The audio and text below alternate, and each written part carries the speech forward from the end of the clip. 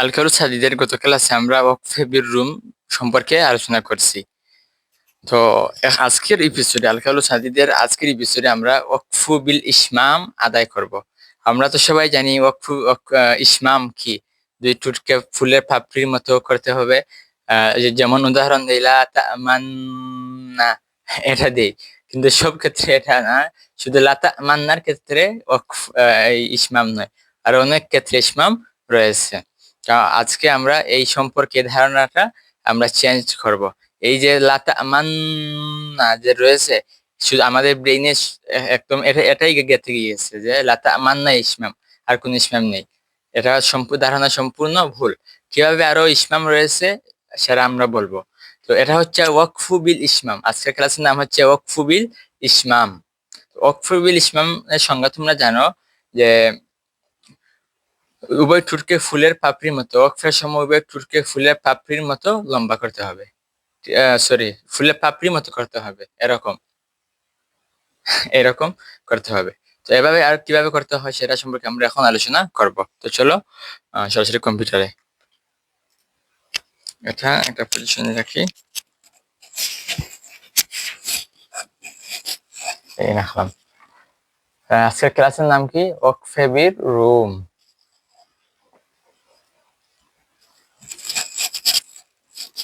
ওয়াকফে বির রুম নাম দিয়ে দিই।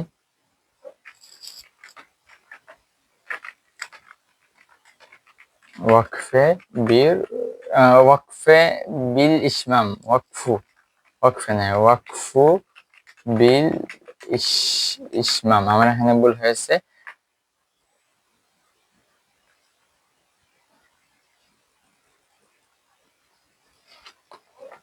যদি আমি প্রথমে ওয়াকফে বিল রুম বলে থাকি তাহলে এটা ভুল।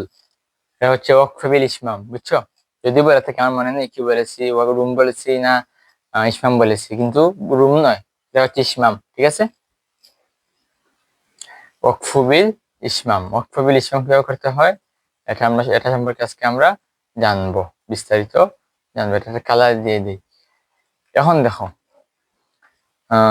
জবর এবং জেরের বেলায়, সরি, পেশ এবং জেরের বেলায় দেখি আছে কি না।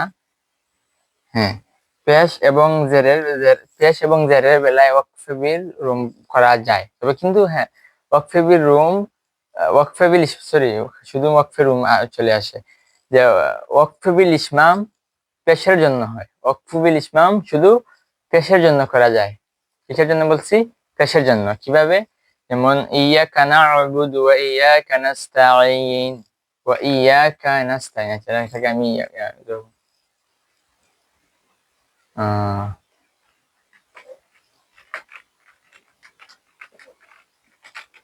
ইয়াকা না'বুদু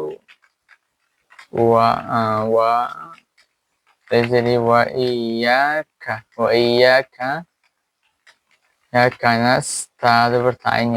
নাস্তাঈন, ইয়াকা নাস্তাঈনু, ইয়াকা না'বুদু ওয়া ইয়াকা নাস্তাঈনু। আশা করি দেখতে পারছো। এখন দেখো, ইয়াকা না'বুদু ওয়াকফু বিল ইসমাম কখন হবে? যে পেশের বেলায়। যদি কোনো আমরা পেশের উপর ওয়াকফ করি, কোনো পেশমূলক হরফের উপর ওয়াকফ করি, তাহলে এটাকে আমরা ওয়াকফু বিল ইসমাম কেন করা হয়? যে হরফের উপর কি রয়েছে, পেশ রয়েছে, সেটাকে আমরা টুটের মাধ্যমে আমরা বুঝিয়ে দেবো যে এখানে ওয়াকফে বিল ইসমাম রয়েছে। এটাই হচ্ছে ওয়াকফে বিল ইসমামের ধারণা। তো দেখো, এখানে ইয়াকা না'বুদু, যদি আমরা ইয়াকা না'বুদুতে ওয়াকফ করি, তাহলে এখানে আমরা ইয়াকা না'বুদু এভাবে আমরা পড়তে পারবো। যখন আমরা এটাকে সাকিন করব, সাকিন করার সাথে সাথে টুট ফুলের পাপড়ির মতো করে ফেলবো, আর পেশ উচ্চারণ হয় ফুলের পাপড়ির মতো। তাহলে ইয়াকা না'বুদু, এটাই হচ্ছে ওয়াকফে বিল ইসমাম। আবার এভাবে পড়তে পারো যে আওয়াজটা ক্ষীণ করে নয়, ইয়াকা না'বুদু, এটা হচ্ছে রুমে, যদি এটাকে আওয়াজটাকে ক্ষীণ করে পড়ো, আওয়াজটা এক মিনিট, আওয়াজটা যদি ক্ষীণ করে পড়ো, আস্তে করে পড়ো, তাহলে এটা হবে রুম। ইয়াকা না'বুদু, সামান্য উচ্চারণ করবে। আর যদি উচ্চারণ করো ইয়াকা না'বুদু, এই যে আমি ঠোঁট পাপড়ির মতো করেছি, এটাই হচ্ছে ওয়াকফ বিল ইসমাম। আচ্ছা, ওয়া ইয়াকা নাস্তাঈন,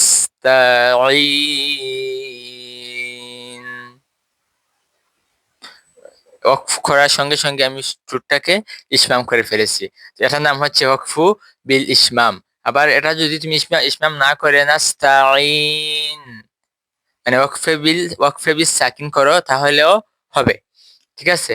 তো এখানে যদি তুমি ওয়াকফ বিল রুম আদায় করো, যেহেতু নাস্তাঈনে পেশ রয়েছে, জেরের পেশের বেলায় ওয়াকফ বিল রুম হয়, তাহলে তুমি এটা পড়তে পারবে নাস্তাঈনু।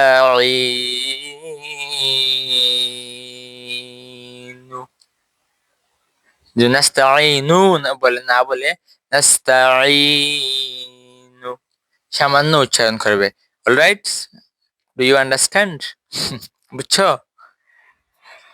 আতাফহাম বা আতাফহামু, আতাফহামুনা, ডু ইউ আন্ডারস্ট্যান্ড? তোমরা কি বুঝছো? আচ্ছা, আশা করি বুঝতে পারছো। ইয়াকা না'বুদু ওয়া ইয়াকা নাস্তাঈন। ওয়ালা তা'মান্না, এভাবে। এটা হচ্ছে ওয়াকফে বিল ইসমাম।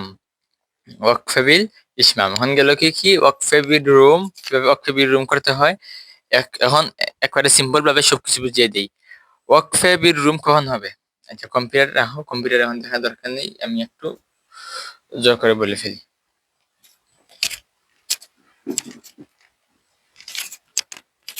ওয়াকফে বিল রুম কখন হবে? প্রথম থেকে আসি। ওয়াকফে বিল সাকিন, ওয়াকফু বিল সাকিন, ওয়াকফু বিল সাকিন, যখন কোনো হরফের উপর আমরা থামবো, কি করব? কোনো হরফের উপর আমরা ওয়াকফ করব, তখন সেটাকে, সেই হরফকে যদি আমরা সাকিন সাকিন করে পড়ি, মানে সাকিন করি সেই হরফটিকে, যে হরফের উপর আমরা থামবো সেটাকে সাকিন করি, তাহলে এই ওয়াকফের নাম হবে ওয়াকফু বিস সাকিন। যেমন আলহামদুলিল্লাহি রাব্বিল আলামিন, এই নুনের উপর সাকিন দিয়েছি, এটা হচ্ছে আহ কি ওয়াকফে বিস সাকিন, ওয়াকফু বিস সাকিন, সাকিন দ্বারা আমরা এখানে ওয়াকফ করেছি। গেল একটা। তারপরে মধ্যে আওয়াজ কিভাবে? ওয়াকফের সময় যদি দুই জবর থাকে কোনোখানে ওয়াকফের সময়, তখন একটি জবরকে ফেলে দিয়ে সেখানে মধ্যে আসলির মতো উচ্চারণ করে মদ আদায় করে ওয়াকফ করবে। যেমন আগে উদাহরণ দিয়েছি, কান আল্লাহু আলিমান হাকিমান, তো এখানে দুই জবর রয়েছে, আলিমান মিম দুই জবর, মান হাকিমান মিম দুই জবর, মান। তাহলে তুমি হাকিমানে এসে ওয়াকফ করবে, তোমার শ্বাসে আর দাঁড়াচ্ছে না, মানে শ্বাস দিয়ে আর পারছো না, তখন কিভাবে পড়বে? যে হাকিমা, একটা যে দুই জবর রয়েছে, এক জবরকে তোমরা ফেলে দিবে। ফেলে দিলে কি থাকবে? যে এক জবর থাকবে, তো আলিফ খালি ডানে জবর, তাহলে মধ্যে আসলি হবে, মধ্যে আসলি হবে, তখন এক আলিফ মদ লম্বা করে মধ্যে আসলি আদায় করে ফেলবে, মধ্যে আওয়াজ। আর মধ্যে ওয়াকফে বির রুম কোনটা? যে হরকতে ওসলের সময় কি করতে হবে? হরকত ওসলের সময় তানবিন যদি থাকে, তানবিনওয়ালা হরফ থেকে তানবিন দূর করতে হবে। আর কি করতে হবে? আওয়াজটা ক্ষীণভাবে পড়তে হবে, আস্তে করে পড়তে হবে। যে হরফের উপর ওয়াকফ করবে সেই হরফটাকে, যে হরকত রয়েছে হরফের, সেটা আস্তে করে পড়তে হবে, যাতে দূরের মানুষ শুনতে না পারে, কাছের মানুষ শুনতে পারে। এটা দুইভাবে হয়, যদি জের এবং পেশ থাকে। যেমন আমি বলি ইয়াকা না'বুদু, কানা'বুদু, হালকা উচ্চারণ করেছি। এখন যদি ইয়াকা না'বুদু জোরে উচ্চারণ করে ওয়াকফ করি, তাহলে এটা ওয়াকফে বির রুম হবে না। ওয়া ইয়াকা নাস্তাঈন, এটা কি করেছি? এটা ওয়াকফে বিল সাকিন করেছি। ওয়া ইয়াকা নাস্তাঈন, এই যে আমি নু বলেছি, এটা হচ্ছে ওয়াকফে বিল ইসমাম, ওয়াকফে বিল রুম। এখন যদি আমরা এটাকে ওয়াকফে বিল ইসমাম করি, তাহলে কি হবে? ওয়া ইয়াকা নাস্তাঈন।